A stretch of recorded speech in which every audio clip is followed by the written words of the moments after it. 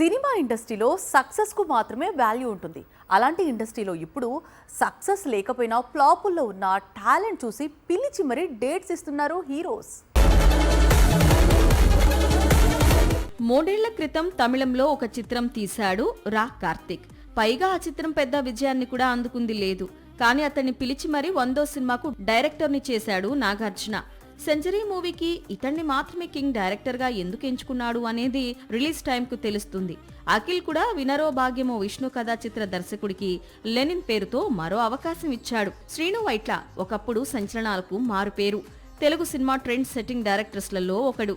కానీ దూకుడు రిలీజ్ తర్వాత దూకుడు తగ్గింది. అయినా సరే శర్వానంద్ ప్రస్తుతం శ్రీను వైట్లకు బ్రేక్ ఇవ్వాలనుకుంటున్నాడు. వచ్చే సంక్రాంతికి వీరిద్దరి కాంబినేషన్ లో సినిమా రిలీజ్ కానుంది. ఒక శ్రీను వైట్ల మాత్రమే కాదు, సంపత్ నందికి కూడా శర్వానంద్ తన కొత్త చిత్రంతో కంబ్యాక్ ఇచ్చేందుకు సహాయపడుతున్నాడు. వీరిద్దరి కాంబినేషన్ లో భోగి అనే చిత్రం తెరకెక్కుతోంది. రచ్చా తీసి మెగా పవర్ స్టార్ కు హిట్ ఇచ్చిన సంపత్ నంది 5 ఏళ్ల క్రితం సిటీ మార్ అనే చిత్రం తీశాడు.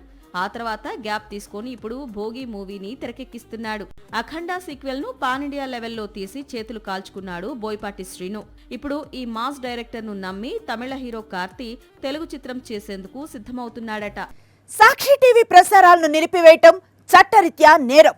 సాక్షి టీవీ ప్రసారాల కోసం మీ స్థానిక కేబుల్ ఆపరేటర్ను వెంటనే సంప్రదించండి. DTH లో ఇంటర్నెట్ లో కూడా సాక్షి టీవీ ప్రసారాలను వీక్షించవచ్చు.